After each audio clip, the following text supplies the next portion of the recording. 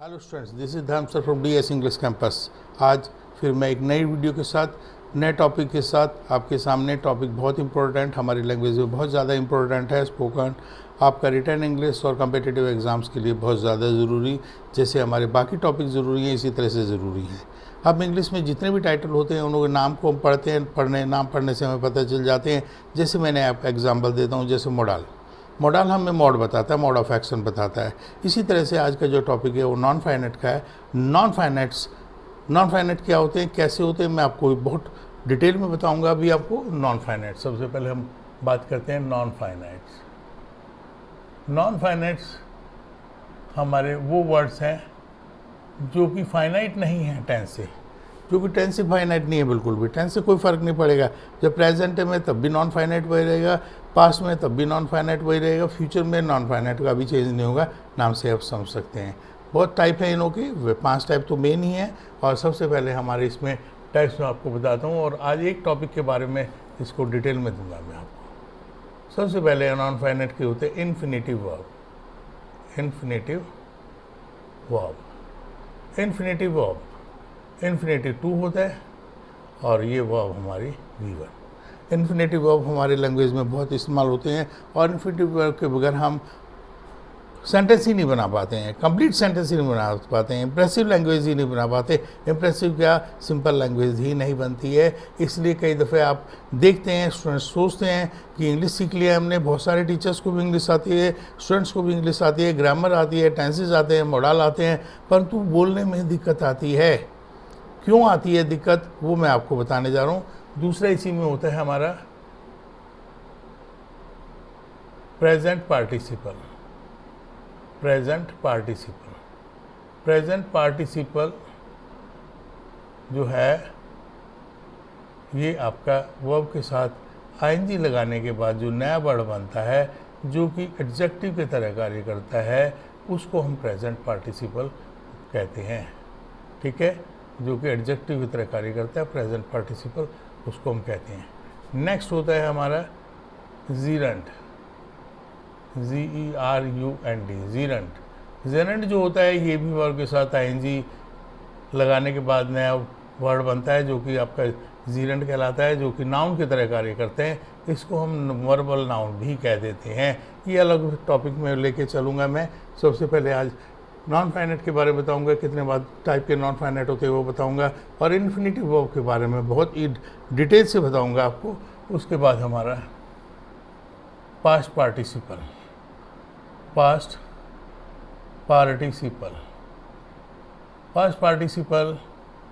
Verb की third form होती है, वो भी एडजेक्टिव की तरह कार्य करती है। एडजेक्टिव तो आप समझते हैं, एडजेक्टिव एक वो वर्ड जो हमारी नाउन की खासियत बताता है, नाउन की विशेषता बताता है। और लास्ट में हमारा होता है परफेक्ट पार्टिसिपल। कौन से? परफेक्ट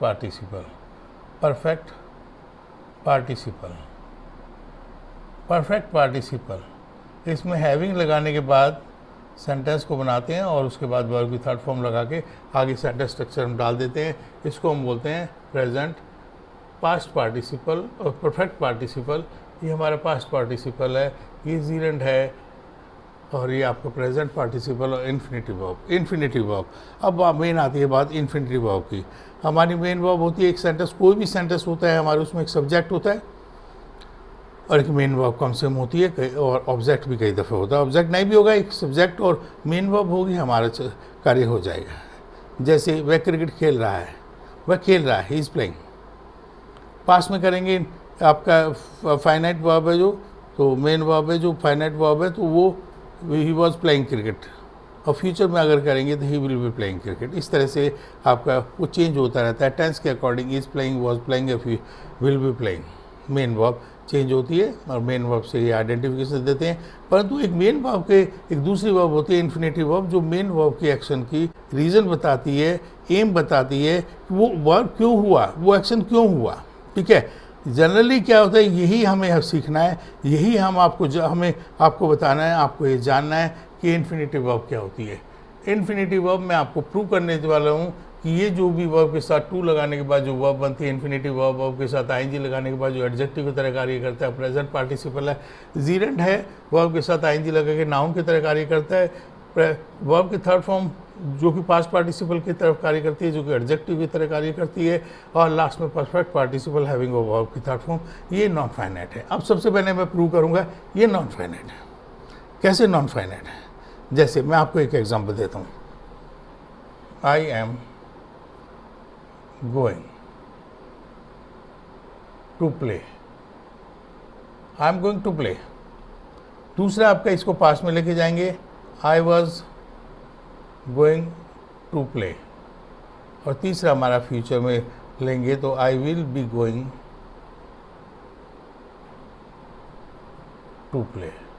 अब देखिए, अब इसमें एक बात बहुत क्लियर होती है, ये आपकी मेन वर्ब है।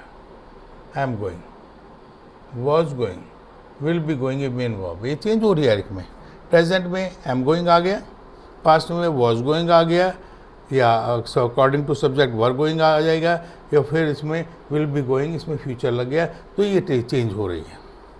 परंतु जब हम मेन वर्ब है, गोइंग है, वो जा रहा है, तो मेन वर्ब जो है आपका फाइनाइट जो वर्ब है उसके साथ इन्फिनिटिव वर्ब लगाइए, टू प्ले, वो एम बता रहा है, टू प्ले, टू प्ले। आप देखिए, एम गोइंग चेंज हो गया परंतु टू प्ले, वॉज गोइंग हो to play, will be going हो गया फिर भी टू प्ले, तो टू प्ले कभी चेंज नहीं होता है, टू प्ले चेंज नहीं हो रहा है, इन्फिनिटिव वर्ब चेंज नहीं हो रही है, टू के बाद वर्ब की फर्स्ट फॉर्म ऑलवेज रहती है, ये बिल्कुल चेंज नहीं हो रही है, ये चेंज नहीं हो रही है। इसका मतलब प्रूव हो गया नॉन फाइनाइट है। टेंस से जो वर्ड प्रभावित ना हो, टेंस से जो वर्ड जो वर्ब से निकले, जैसे वर्ब के साथ टू लगा के, आईएनजी लगा के, तो ये कभी चेंज नहीं होते, इसलिए उनको नॉन फाइनाइट कहते हैं। इस सेंटेंस ने हमने प्रूव कर दिया कि ये sentence I am going to play, I was going to play, I will be going to play. आपको मेन वर्ब जरूरी है, मेन वर्ब के साथ वो टेंस भी जरूरी है। हेल्पिंग वर्ब हमें टेंस बताती है, जैसे एम प्रेजेंट बता रही है, वॉज पास्ट बता रही है, एक्शन पास्ट में, टेंस पास्ट में, और विल बी ये फ्यूचर बता रही है। परंतु उसका एम क्या है, मेन वर्ब का एम क्या है, एम क्या है, एम क्यों कर रहे हैं, वो जा क्यों रहा है, तो वो करे टू प्ले। प्रेजेंट में भी to play, I was going past में टू प्ले, इसमें भी टू प्ले, इसमें भी टेंस से प्रभावित नहीं हुआ। ये I will be going to play, फिर उसमें हमने बताया कि इसमें भी टू प्ले, तो प्रेजेंट में, पास्ट में, फ्यूचर में इन्फिनिटिव वर्ब आपकी चेंज नहीं होती है, इसलिए हम इसको बोलते हैं नॉन फाइनाइट है। क्लियर हो गया? आपको नाम समझ में आ गया, नेम क्यों है, ये नॉन फाइनाइट क्यों है, प्रूव कर दिया कि ये infinitive verb to plus verb की फर्स्ट फॉर्म कभी चेंज नहीं होती। जैसे इस next, he can go to learn, next है, इसको पास्ट एबिलिटी में हम करेंगे तो he could go to learn. और फ्यूचर के बारे में बात करेंगे, he will be able to go to learn. फिर मैं आपको इसी बात को आपको समझाने की कोशिश कर रहा हूँ, आप इस बात को समझना। देखिए, he can go to learn, वो सीखने जा सकता है, मेन वर्ब है कैन गो, प्रेजेंट एबिलिटी। दूसरा है कुड गो, अगर सिंपल पे बात करते हैं तो कुड पास्ट एबिलिटी के लिए आता है। कुड के बहुत सारे यूज़ हैं, मॉडल का टॉपिक जब आएगा बहुत एलोबरेटली बताऊंगा, इसको बिल्कुल इतना बता दूंगा कि एक सेंटेंस के आप करोड़ों लाखों सेंटेंस को बना सकते हैं, कंफर्टेबली बना सकते हैं। हमारा गेम ही इस पर चलता है, टेंसिव में, मॉडल में। परंतु हमारे लिए नॉन फाइनाइट भी ज़रूरी है। जनरली हम देखते हैं स्पोकन करने वाले, अच्छा एथेटिक इंग्लिश एटमॉस्फेयर रहने वाले, वो क्या करते हैं, हमारे स्पोकन में नॉन फाइनाइट बहुत से इस्तेमाल कर देते हैं। अब देखिए example, saying is easier than going, saying is easier than doing। अब शुरुआत भी आईएनजी से कर दी, saying से कर दी, और कंक्लूजन भी, कंक्लूड भी आईएनजी से कर दिया, डूइंग या saying लगा के, तो saying is easier than doing, तो आपका दोनों में आईएनजी लग गया। दिमाग में क्या आता है, हमें सिखाया जाता है अभी जितने भी कॉन्टिन्यूस टेंस है इसमें वर्ब के साथ आईएनजी लगती है, ठीक है, बिल्कुल ग्रामर के रूल के अकॉर्डिंग ठीक है, और वो बीच में लगती है, ये भी ठीक है। हमारा सेंटेंस फॉर्मेशन होती है हमारी इंग्लिश में सब्जेक्ट वर्ब ऑब्जेक्ट, तो हमारे भी वर्ब बीच में आनी, बीच में आएगी, आईएनजी बीच में आनी है, बीच में आएगी। पर हम वो क्या किया हमने कि शुरू में भी आईएनजी वाला वर्ड डाल दिया, बीच में वर्ब आएगी तो वो भी आईएनजी में आएगी, और बीच में आएगा कॉन्टिन्यूस है तो, और अगर लास्ट में आएगी तो भी आईएनजी में आएगी। ये क्या बता अब एनजी इतने इस्तेमाल कर रहे हैं, 3 वर्ड आपने इस्तेमाल किए सेंटेंस बनाने के लिए, एक सब्जेक्ट इस्तेमाल किए, एक वर्ब के ऑब्जेक्ट इस्तेमाल किए, आईएनजी लगा दिया, ये आपका नॉन फाइनाइट्स है। ये आईएनजी प्रेजेंट पार्टिसिपल के रूप में भी हो सकता है, आईएनजी जीरेंट के रूप में भी हो सकता है, और आपका इस तरह से इन्फिनेटिव वर्ब के रूप में भी हो सकता है। पर आईएनजी वाले दोनों आपका प्रेजेंट पार्टिसिपल और जीरेंट, वो आपका टॉपिक बहुत क्लियर होगा। जब आपको ये होगा तो आपको फ्लुएंसी बनेगी और आपको कोई भी सेंटेंस बनाने में कोई दिक्कत नहीं आएगी। ये सब टॉपिक ही बहुत इंपॉर्टेंट है, इस टॉपिक के बगैर हम कुछ नहीं कर सकते हैं। सिंपल लैंग्वेज बोल सकते हैं, काम चल सकता है। देखिए, एक होता है पिजिन इंग्लिश, एक होता है बहुत इंप्रेसिव इंग्लिश है। पिजिन इंग्लिश तो हल्की फुल्की इंग्लिश होती है, जैसे वर्ड आपके पास सेंटेंस फॉर्मेशन नहीं है, आपके पास वर्ड्स नहीं है, आप क्या करते हैं, यस यस नो नो में काम चला लेते हैं, वो भी इंग्लिश है, मैसेज कन्वे हो गया। पर तो एक होता है बहुत ही क्लियरली मैसेज भेजना, क्लियर मैसेज भेजना, कैसे भेजना कि जो आप चाहते हैं वो हो, वो मैसेज जाए, तो इस तरह से होता है। अब नेक्स्ट में एक और एग्जांपल देता हूँ और उसके बाद फिर आपको फिर प्रूव करता हूँ। देखिए, फिर मैंने बताया था infinitive verb, to learn, present ability में, पास्ट एबिलिटी में, फ्यूचर एबिलिटी में, ये तीनों में टू लर्न, फिर प्रूव कर दिया मैंने इन्फिनेटिव वर्ब है, फिर प्रूव कर दिया ये चेंज नहीं होता है, फिर प्रूव कर दिया वो नॉन फाइनाइट है, इसलिए चेंज नहीं होता है। उसके बाद एक टेंस फिर लेते हैं, प्रेजेंट परफेक्ट में, पास्ट परफेक्ट में, फ्यूचर परफेक्ट में। They have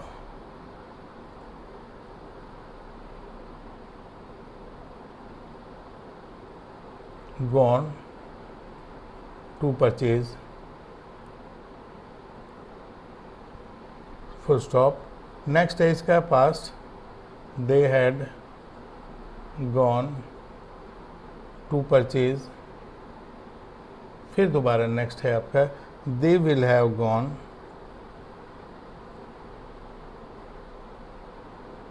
to purchase.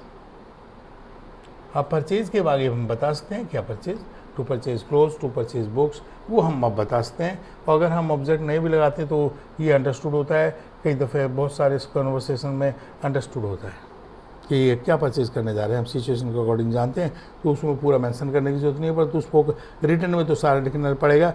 तो दे have gone present, they had gone past, they will have gone future,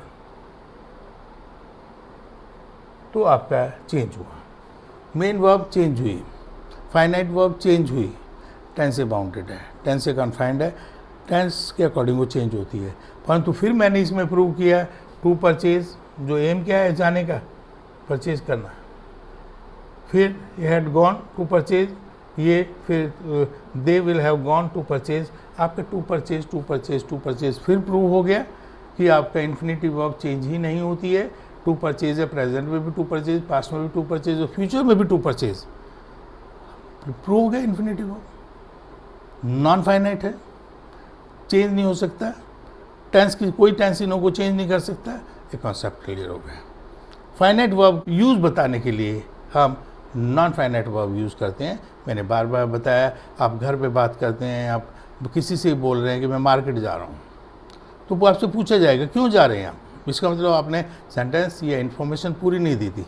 आप कहेंगे मैं मार्केट कपड़े खरीदने जा रहा हूँ, तो पहले में आप कहेंगे I am going to the market, फिर पूछा जाएगा why are you going to the market, फिर क्वेश्चन आंसर आप कहेंगे I have to purchase some books. इतनी लंबी कन्वर्सेशन जो सेंटेंस एक में ही पूरा हो जाता है, हो सकता था, हमने नहीं कर पाए, तो हम इन्फिनेटिव वर्ब का यूज़ नहीं पता था, इसलिए नहीं कर पाए। अब आपके पास इन्फिनेटिव वर्ब का यूज़ आ गया है, अब आपका रिटर्न, स्पोकन और कम्पिटिटिव एग्जाम्स की इंग्लिश बहुत स्ट्रॉन्ग होगी, ये गारंटेड। एक सेंटेंस, 2 सेंटेंस, 10 सेंटेंस की बात नहीं करो, बार बार मैं कहता हूँ करोड़ों sentence, numerous sentences, uncountable sentences, you will be having the ability to make, आपके पास वो एबिलिटी होगी बनाने के लिए। आप प्रूव हो गया आपको प्रेजेंट, पास्ट और फ्यूचर टेंस में हेल्पिंग वर्ब चेंज होती है। हेल्पिंग वर्ब हमारे टेंस को बता दी है, ये प्रेजेंट की मेन वर्ब है, ये पास्ट की मेन वर्ब है, फ्यूचर की मेन वर्ब है। हमने 3 कॉन्टिन्यूस का एग्जांपल लिया, 3 एबिलिटी का एग्जांपल दिया, 3 परफेक्ट का एग्जांपल दिया और उसके साथ में फिर इन्फिनेटिव वर्ब यूज़ की। और इन्फिनेटिव वर्ब को आपको पता चल गया, जैसे मैंने आपको बताया था, अगर आप पहले बोलते हैं I am going to market to purchase shirt, सामने वाला क्वेश्चन नहीं करेगा फैमिली मेम्बर, क्यों, वो एम बता दिया आपने। और जो कि इन्फिनेटिव वर्ब बिना यूज़ कर नहीं कर सकते, इसलिए आपको लैंग्वेज बोलने में दिक्कत होती है। क्योंकि सेंटेंस फॉर्मेशन ज़्यादातर लोगों को नहीं आती है। सिर्फ इन्फिनेटिव वर्ब यूज़ ना करने की वजह से वो बहुत सारे सेंटेंस नहीं बना पाते हैं और एक इनकम्प्लीट इंग्लिश बोलते हैं, फिर वो बाद में ह्यूमिलेट करके वही होता है कि भाई नहीं बनती हमसे इंग्लिश। हमारे पास ऑथेंटिक इंग्लिश एटमॉस्फेयर नहीं है, हमारे पास एनवायरनमेंट नहीं है। अरे एनवायरनमेंट नहीं है तो फिर भी बोलते तो हैं, बहुत सारे लोग कहते हैं इंडियन के पास, किसके पास एनवायरनमेंट है? 5% पीपल हैं जिनके पास एनवायरनमेंट है। एनवायरनमेंट नहीं है। जितने भी हमारे जो बच्चे सीखते हैं, हमारे स्टूडेंट सीखते हैं, जो भी सीखते हैं इंग्लिश सीखते हैं, इसका मतलब उनकी सेकंड लैंग्वेज है, फर्स्ट लैंग्वेज नहीं है। इसका मतलब उनके पास they don't have the atmosphere नहीं है। उसके बावजूद भी अगर ये जो टॉपिक्स मैं आपको करा रहा हूँ वो आप कर लेंगे, आपके पास लाखों करोड़ों सेंटेंस बनाने की एबिलिटी आ जाएगी। आप जो भी बोलना चाहेंगे, whatever you want to say, you will be able to speak without any problem, बहुत अच्छी तरीके से, और you will be able to convey your message, अपना मैसेज कन्वे कर लेंगे, आप सामने वाले को समझा देंगे। तो मैंने जो टॉपिक आज शुरू किया था, नॉन फाइनेंस का टॉपिक शुरू किया था, बहुत इंपॉर्टेंट टॉपिक है। नॉन फाइनेंस में से मैंने 5 बताया। सबसे पहले इन्फिनेटिव वर्ब, आज मैंने इन्फिनेटिव वर्ब के ऊपर स्ट्रेस किया, उसको प्रूव किया बार बार करने के बाद में कि इन्फिनेटिव वर्ब ऑलवेज टेंस से अफेक्टेड नहीं होती है, सेम रहती है हर टेंस में। और दूसरा फिर मैंने प्रेजेंट पार्टिसिपल बताया। वो पार्टिसिपल तो एडजेक्टिव होते हैं, एडजेक्टिव आपको बताया था नाउन से पहले इस्तेमाल होते हैं, नाउन के बाद इस्तेमाल होते हैं, और उसकी खासियत बताया। उसके बाद हमारे जीरेंड आपको मालूम है कि आपको मैंने बताया कि सब्जेक्ट, वो आप ऑब्जेक्ट, एक हमारी सेंटेंस स्ट्रक्चर होती है इंग्लिश में। सेंटेंस स्ट्रक्चर में सब्जेक्ट पहले लगाते हैं, फिर वर्ब लगाते हैं, फिर ऑब्जेक्ट लगाते हैं। ऑब्जेक्ट में नहीं भी लगाएंगे तो इन्फिनेटिव वर्ब लगाएंगे। तो ये हमारा, फिर इन्फिनेटिव के बारे में मैंने आपको बताया, पूरा डिटेल में मैं गया हूँ। और ये नॉन फाइनाइट बार बार मैं बताऊँगा, infinitive verb, present participle, जीरेंड, past participle, perfect participle कभी भी चेंज नहीं होते हैं, और ये वर्ब के साथ से ही बनते हैं। वर्ब के साथ पहले टू लगा दिया तो जो वर्ब बनेगा 2V1, ये आपका इन्फिनेटिव वर्ब है। ये तो नॉन फाइनाइट है, टेंस प्रभावित नहीं करेगा। इसी तरह से V1 + ing एडजेक्टिव की तरह करेंगे, वो नाउन से पहले इस्तेमाल होगा, वो भी कभी चेंज नहीं होता है। मैं आगे बताऊंगा मैं कल के वीडियो में। और इस तरह से जेरेंड, और इस तरह से प्रेजेंट पार्टिसिपल, और पास्ट पार्टिसिपल, परफेक्ट पार्टिसिपल। कुछ एग्जाम्पल मैं आपको वर्बली दे रहा हूँ, आपको ध्यान से सुनने हैं। वह 1 महीने से अंग्रेजी सीखने इंस्टीट्यूट जा रहा है। कैसे बनाते हैं? अब इसमें क्या कैसे पहचानेंगे कौन सी मेन वर्ब है, कौन सी इन्फिनेटिव वर्ब है? वह इंस्टीट्यूट जा रहा है। सीखने, ने की आवाज़ जो हिंदी में आती है, बहुत सिंपलेस्ट वे में बता रहा हूँ। बाइलिंगुअल मेथड हम सीखते हैं। बाइलिंगुअल मेथड हमारे पास यूज़ होता है। बाइलिंगुअल 2 मेथड होते हैं सीखने के। आप किसी भी उसमें B.Ed करेंगे तब भी ये जानेंगे, किसी इंस्टीट्यूट में जाएंगे तब भी जानेंगे, कोई भी टीचर पढ़ाएगा वो कहेंगे 2 मेथड है जी। एक तो आपका होता है एक्विजिशन मेथड। एक्विजिशन मेथड होता है जो एटमॉस्फेयर से कहते हैं। देखिए हिंदी में हमने हिंदी सीखी एक्विजिशन मेथड से। कोई मम्मी ने टेंस नहीं सिखाई, कोई ग्रामर नहीं सिखाई, वर्ड पावर नहीं दी, अपने आप हम सुनते रहे और हम उसको बहुत अच्छा बोलने लगे। प्रेजेंट को प्रेजेंट बोलते हैं, पास्ट को पास्ट में बोलते हैं, फ्यूचर को फ्यूचर में बोलते हैं। आपको टेंस का ज्ञान नहीं है। आप अपनी बात छोड़िए, विलेजेस में जाइए, बहुत सारे अभी बुज़ुर्ग हमारे बहुत ज़्यादा अनपढ़ हैं, वो इलिटरेट हैं, और या सेमी इलिटरेट हैं, वो अनपढ़ हैं, और वो नहीं लिखना जानते, वो पढ़ना भी नहीं जानते। उसके बाद भी जब हम बात करते हैं उनसे तो आर्ग्यूमेंट इतनी अच्छी करते हैं, हम उन लोगों के सामने कहीं नहीं टिकते हैं। इसका मतलब ये नहीं कि आपको हिंदी नहीं आती, उन को फैक्ट्स जाते हैं उनके पास, इसलिए वो बहुत अच्छी आर्ग्यूमेंट करते हैं। यही हमारा इसमें होता है। दूसरा मेथड होता है आपके पास, इंग्लिश में भी हमारा एक्विजिशन मेथड होता है, जो अगर कोई इंग्लैंड में, लंदन में पैदा हुआ है, ऑस्ट्रेलिया में पैदा हुआ है, अमेरिका में पैदा हुआ है, तो वो एटमॉस्फेयर गेट करेगा, एटमॉस्फेयर मिलेगा उसको, तो एक्विजिशन मेथड से सीख जाएगा। उसको ग्रामर नहीं आती है, फिर भी वो कन्वर्सेशन तो बहुत अच्छी कर लेता है वो। दूसरा होता है लर्निंग मेथड। लर्निंग मेथड में हमें सर्टेन रूल्स सीखने पड़ते हैं, सर्टेन वर्ड पावर बनानी पड़ती है, हमें लैंग्वेज सीखनी पड़ती है। लैंग्वेज में आपका सेंटेंस स्ट्रक्चर सीखनी पड़ती है और हमारे वर्ड पावर सीखनी पड़ती है। सेंटेंस स्ट्रक्चर में मैंने आपको बताया प्रेजेंट कॉन्टिन्यूस का, subject is am are helping verb, V1 + ing continuous है, फिर ऑब्जेक्ट। इसको पास्ट कॉन्टिन्यूस में चलेंगे तो इज एम आर की जगह वॉज लगा देंगे, फ्यूचर में विल बी, शैल बी, और फिर V1 + ing। उसके बाद हमारे मैंने बताया था नॉन इन्फिनेटिव टॉप, इसको आपको इन्फिनेटिव वर्ब को यूज़ करना सीखना है। अब जैसे मैंने बताया था, वह खेलने स्टेडियम जा रहा है, खेलने रोक लिया आपने।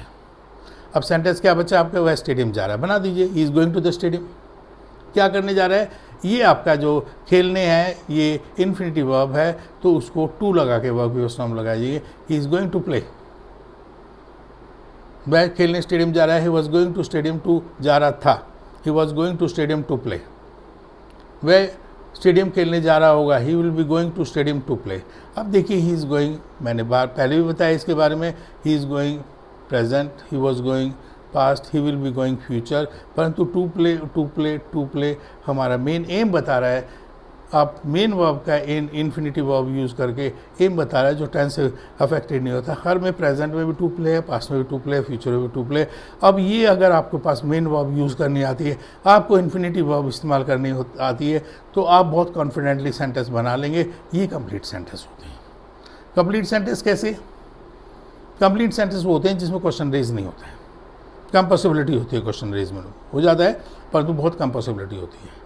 जैसे he is going to play, question नहीं बना, ठीक है वो जा रहा है प्ले, तो हम पूछ सकते हैं कब जा रहे हो, वो अलग बात है, परंतु उसी सेम क्वेश्चन में आप उसको कोई भी दूसरा क्वेश्चन नहीं बना सकते सेम सेंटेंस के लिए। तो इन्फिनिटिव वर्ब हमारे सेंटेंस को कंप्लीट करने के लिए ज़रूरी है। इन्फिनिटिव वर्ब मेन वर्ब के पर्पज़ को बताने के लिए ज़रूरी है, और जब तक हमारा मेन वर्ब का पर्पज़ हमें फाइनाइट वर्ब का पर्पज़ आपको पता नहीं चलेगा, इन्फिनिटिव वर्ब यूज़ नहीं करेंगे तो पर्पज़ नहीं पता चलेगा। हम नहीं कर सकते सेंटेंस फॉर्मेशन, हम नहीं बना सकते इंग्लिश, नहीं रिटर्न इंग्लिश कर सकते, ना ही स्पोकन इंग्लिश कर सकते हैं, और ना ही कॉम्पिटिटिव एग्ज़ाम्स में कहीं भी रुकते हैं, कहीं भी ठहरते हैं। अब कॉम्पिटिटिव एग्ज़ाम्स में वर्ड पावर होती है, आपको बता दिया, अनसीन पैसेज होती है, आपको बता दिया, आपको टू ही नहीं पता, यूज़ नहीं पता इन्फिनिटिव वर्ब का क्या यूज़ है। Is it possible for you to understand whatever is written? आपको समझ पाएंगे कि आपको क्या लिखा हुआ है, वो कैसे करेंगे? हाँ, तो मैंने आपको आज इन नॉन फाइनाइट का इंट्रोडक्शन दिया। नॉन फाइनाइट 5 टाइप के होते हैं, वो मैंने आपको बताया। फिर मैंने इन्फिनिटिव वर्ब के बारे में बताया, एलोबरेटली बताया। मैंने कुछ एग्जाम्पल दिए, बहुत सारे एग्जाम्पल आप खुद बना सकते हैं। इंडेफिनेट टेंस के साथ भी बनाते हैं, मैं आपको बोल के सुनाता हूँ। He goes to the market to purchase shirt, he went to the market to purchase shirt, he will go to the market to purchase shirt. Indefinite की आपकी सेंटेंस स्ट्रक्चर आपको मालूम है, he goes, he went, he will go. अब उसका M बताने के लिए इन्फिनिटिव वर्ब लगाई, तो he goes to the market to purchase shirt, he went to the market to purchase shirt, he will go to the market to purchase shirt. Infinitive verb मैंने बताया था नॉन फाइनाइट है, वो तो same ही रहती है। टेंस आपका main verb के साथ चेंज होता है, मेन वर्ब के साथ आपकी सेंटेंस स्ट्रक्चर चेंज होती है, परंतु इन्फिनिटिव वर्ब के साथ नहीं होती। इसी तरह से वह 10 साल से विदेश घूमने जा रहा है, तो इसमें क्या करेंगे? He has been going abroad to visit for 10 years. Past में आएंगे, वह 10 साल से विदेश घूमने जा रहा था, he had been going abroad to visit for 10 years. Future में आएंगे तो he will have been going abroad to visit for 10 years. फिर बार बार में टू विजिट, वो तो चेंज हो ही नहीं रहा है। आपका प्रेजेंट परफेक्ट लगा दिए, पास्ट परफेक्ट लगा दिए, फ्यूचर परफेक्ट लगा दिए, प्रेजेंट एबिलिटी लगा दी, पास्ट एबिलिटी लगा दी, फ्यूचर एबिलिटी लगा दी हमने। प्रेजेंट परफेक्ट कॉन्टिन्यूस लगाया, पास्ट परफेक्ट कॉन्टिन्यूस लगाया, फ्यूचर परफेक्ट कॉन्टिन्यूस से सेंटेंस बनाया, और हमारा इन्फिनिटिव वर्ब इसमें यूज़ करनी पड़ती है, क्योंकि हमें एम बताना होता है। मेन वर्ब का बार बार मैं बता रहा हूँ, इन्फिनिटिव वर्ब मेन एक्शन के बारे में, मेन वर्ब के बारे में, फाइनाइट वर्ब का एम बताते हैं, जिससे हमारे सेंटेंस फॉर्मेशन पूरी होती है और मैसेज हमारा बहुत अच्छा चला जाता है।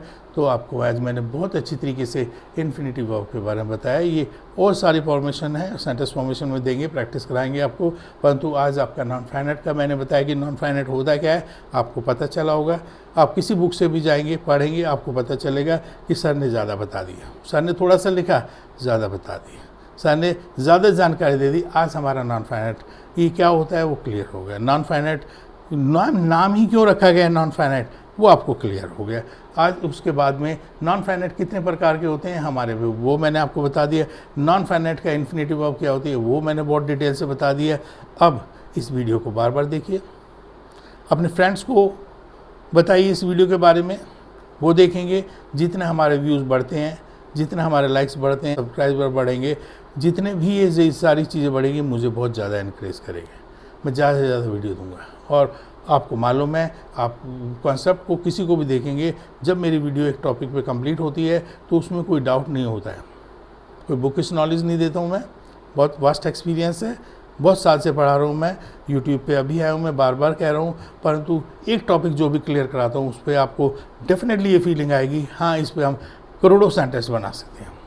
लैंग्वेज कभी रटने से नहीं आती, रटने से कभी लैंग्वेज नहीं आती। क्रैमिंग नहीं करते, वर्ड पावर की भी क्रैम नहीं करते हैं, क्रैमिंग नहीं करते, वर्ड पावर भी मैं मना करता हूँ, वर्ड क्रैमिंग मत कीजिए। क्या कीजिए फिर, वर्ड पावर की वीडियो देता हूँ, एग्जाम्पल के साथ देता हूँ और इंस्टिल कर देता हूँ मैं। उस वीडियो को 2-3 दफ़े देखिए आप और आपको लगेगा कि हाँ सर ने बहुत कुछ सिखा दिया और सारा कुछ सिखा दिया, जो रिक्वायर्ड है वो सर ने सारा दे दिया और आपका बहुत बड़ा कॉन्फिडेंस। और कॉन्फिडेंस कब किससे आता है? स्पोकन के लिए चाहिए कॉन्फिडेंस, कॉन्फिडेंस के लिए चाहिए strong grasps on the grammar, sentence formation, language strong चाहिए। बार बार बोलता हूँ, लैंग्वेज है सेट ऑफ रूल्स और सेट ऑफ वर्ड्स, और उसके बाद आप लाखों करोड़ों सेंटेंस बना सकते हैं। स्पोकन में कोई दिक्कत ही नहीं आती है, ज़्यादा एक्यूरेटली बनाते हैं। और जब मेरे स्टूडेंट्स जब करते हैं, बोलते हैं, तो वो सामने वालों की गलतियाँ निकाल देते हैं। तो नॉन फाइनाइट का टॉपिक मैंने कंप्लीट करा दिया। इस वीडियो को बार बार देखिएगा, लाखों करोड़ों सेंटेंस आपको बनाने आएंगे, कॉन्सेप्ट बार बार क्लियर होगा। उसके बाद भी कोई डाउट है आप मुझे कमेंट्स बॉक्स में करिए, मुझे फ़ोन करिए, और मेरी वीडियो को देखने से ही काफ़ी कुछ क्लियर हो जाएगा। Thank you very much.